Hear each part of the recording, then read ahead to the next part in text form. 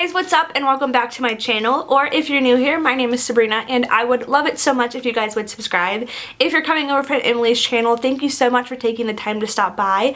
I'm super excited to be doing this collab. If you guys aren't sure what I'm talking about, today I'm going to be doing a collab with my friend here on YouTube. Her name is Emily and she runs the channel Em's Gyms. I will leave it linked below, of course, and every Wednesday she does a series called Wheelchair Wednesday. She approached me a while back to collab with her about this because I'm in a wheelchair, she's in a wheelchair, and she wanted to talk about some of the myths or stereotypes about being in a wheelchair, and I thought this would be a great idea to kind of help spread awareness. So I'm really excited that she asked me to collab on this because I think that it's important to talk about, and I hope that you guys enjoy this content. If you want to see what I think some of the myths and stereotypes are about being in a wheelchair, then go ahead and keep watching. So for those of you who don't know my story, I was injured in 2012 from a car accident. I broke my back at T12, and that caused a spinal cord injury, which left me paralyzed from about my waist down.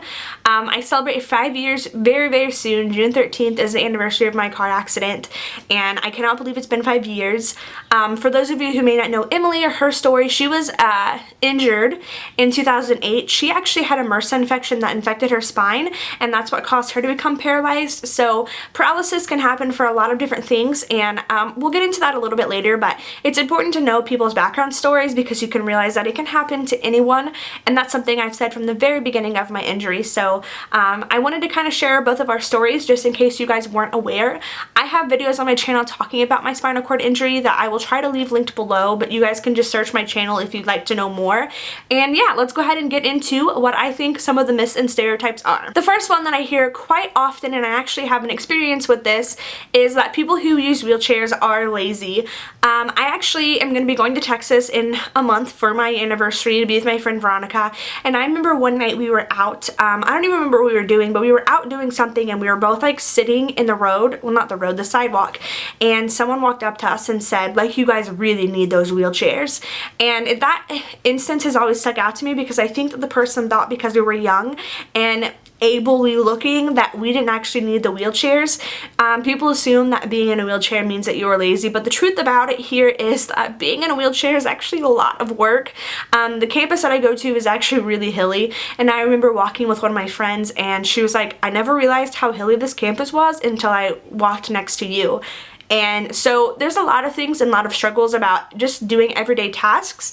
I've been injured for 5 years now, so my body's kind of built up tolerance to a lot of those things, but there are some things that are still a struggle for me. I personally don't use my chair to be lazy. I use it because I need it for mobility, and I can't think of one person in my life that I know that uses a wheelchair that uses it to be lazy. Most of us want to get out of it, so we use them because we need to, not because we want to.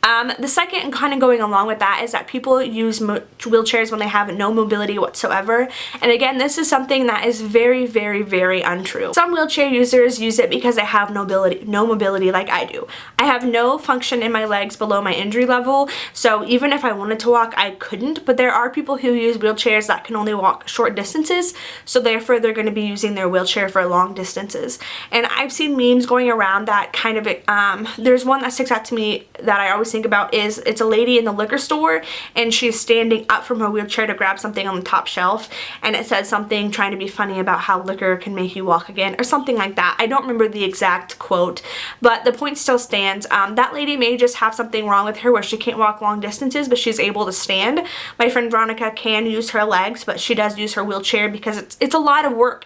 When you've had something traumatic like a spinal cord injury happen to you, you're losing muscle every time that you're not using it, so getting up and walking again after an injury like that is very hard, and it takes a lot of energy out of you. So we're not, again, using it to be lazy, we're using them because we need them. Number 3, this is something that I hear so often, and it's something that I want to touch on my channel. People saying that the only disability is a bad attitude. Some of you may not get my point here, but I'm hoping that my words will come across well. This is something that doesn't sit well with me because I feel like it's downplaying my disability. Obviously, I'm disabled. You can look at that. You can look at me and see that I use a wheelchair and that something is wrong with me. I think that saying the only disability is a bad attitude downplays the fact that there really are disabilities. And kind of going along with that, People tell me all the time that I'm very positive and that I take everything that has happened to me with a grain of salt and that I handle it very well. Well, that may be true. Me having a positive attitude isn't going to make me walk any faster, because I know people who have a terrible outlook on life and they have ability to walk and I don't. So I don't think that your attitude is going to make you magically get up and walk again, but I can get why people are saying this, but I think it's something that needs to stop because it just does not sit well with me. Okay, so this one kind of may not make sense, but let me explain. So the fourth thing that I think people misunderstand about being in a wheelchair is that the only complications that come along with it means that you can't walk, and that's very, very untrue. I'm going to be speaking about my injury, which is a spinal cord injury, and I'm going to be speaking about my personal injury because they're all different. I'm pretty sure across the board, though, this is something that is true. Being paralyzed and having a spinal cord injury means that I also lost bladder and bowel function, which I've talked about on my channel before. I have been injured for 5 years now, so I have gained a lot of that back, but there are still things I have to struggle with. I get bladder Botox done on my bladder to prevent my kidneys from failing. I have to take multiple medicines sometimes to make my stomach work the way that it's supposed to, and those are just things I have to take daily in order to live a somewhat normal life. People don't think about that. People also don't think about sores. You can get pressure sores from sitting in a wheelchair for too long or laying in bed the wrong way, and if you get a pressure sore, it is so much work. Knock on wood, I've never had one, thankfully, but I do have friends that have struggled with them, and it is a lot of work. There's a lot of things that go into being injured. It's not just the fact that my legs don't work. There's a lot of other parts of my body that don't work the same way that they used to either. There's also something called autonomic dysreflexia. I think I'm saying that right. I personally don't struggle with that because my injury is low enough, but if you have a higher up injury, it can happen and it can be deadly.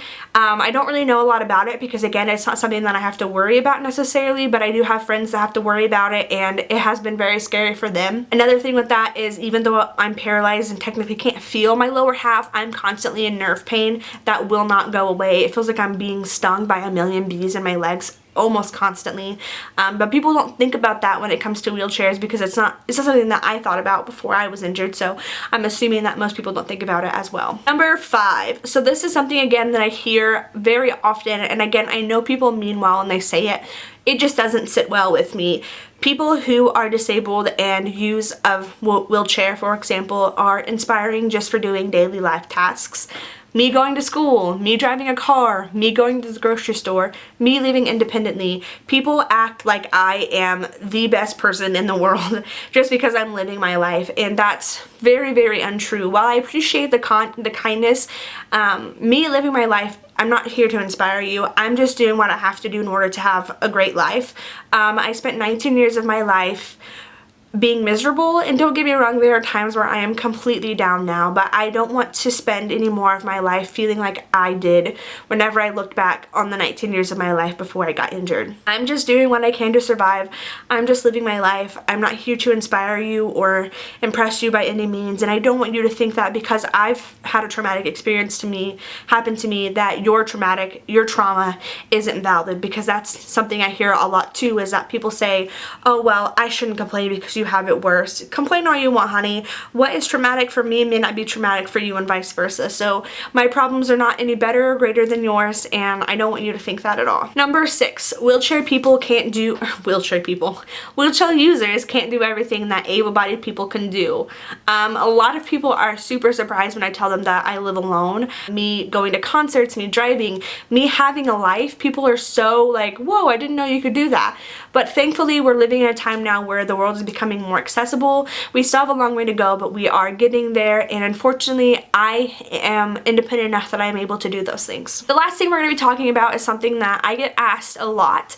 I don't necessarily feel super comfortable talking about it on a public platform like this because, 1, my family watches these videos, and 2, there are something called devotees, which we can talk about that in this subject as well. And it's, what about sex? How does sex work? What's going on down there? Can you have sex? Can you have babies? Do you feel? I've had strangers walk up to me in public when I'm out with my parents and they ask me this question. At first, I was really like confused. I didn't know what to say. Now that I've been injured for a while, I don't mind answering it, but I would appreciate you not walking up to me in public when I'm with my family asking me when you know nothing else about me. I don't mind talking about it because I think that it's important to educate. However, there's a fine line. You don't walk up to an able-bodied person and ask them, can you feel? Can you have babies? It's just not something that you ask. So I will revert you to this video if you ever ask that question. So if you're here and you ask that, hi. Okay, so as for me personally, yes, I can have sex. There are struggles with people who are paralyzed, especially men, because they have to have a little bit more work involvement in the sex department that struggle. I do have male friends that are paralyzed with spinal cord injuries, and some of them do have function of their male parts, some of them don't. There are a lot of products out there that will help with men who are struggling, just like there are products for able-bodied men. So there are products out there, thankfully, that will help men who need help. Same with women. As a woman, I don't really have to get as much going. I'm sorry, Grandma, if you're watching this, please tell me you're not. But as a woman, it's a little bit easier for me to fake it in that aspect, I guess what I'm saying. As far as feeling for me personally, I lose feeling about my hips, so my feeling down there isn't the greatest. I still feel period cramps, I still have periods, and as far as my knowledge is, I can still have children.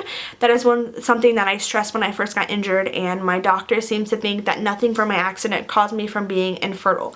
When I do get to the point, I've talked to a doctor now, when I do get to the point to carry children, I probably will be a high-risk pregnancy just because the risk falling and stuff like that. There are a lot of complications that come along with it, but I do think that I personally will be able to carry children. And it may be different for everyone depending on their injuries, but I have plenty of friends that have conceived children on their own. Also, I have a friend who conceived a child with another paralyzed person, so it is very, very possible. Sex is obviously different now that I'm injured than it was before I got injured.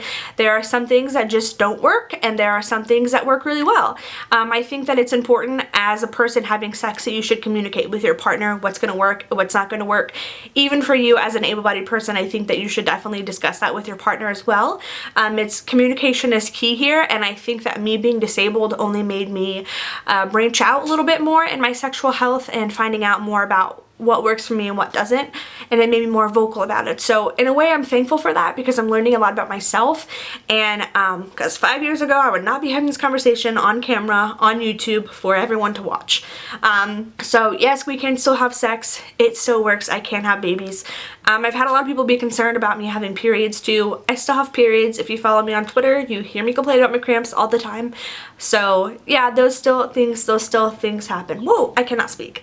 And then another thing I want to touch on, which a lot of people don't think about and I completely forgot to mention in when I wrote this list, is devotees, which are people who have sexual fetishes for people who are disabled.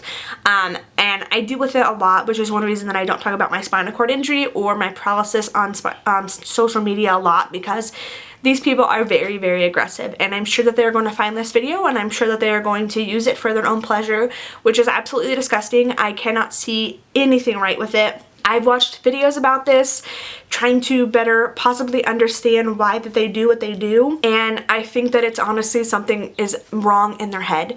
The video that I watched, which I will try to leave it linked below if I can find it, it's very informative.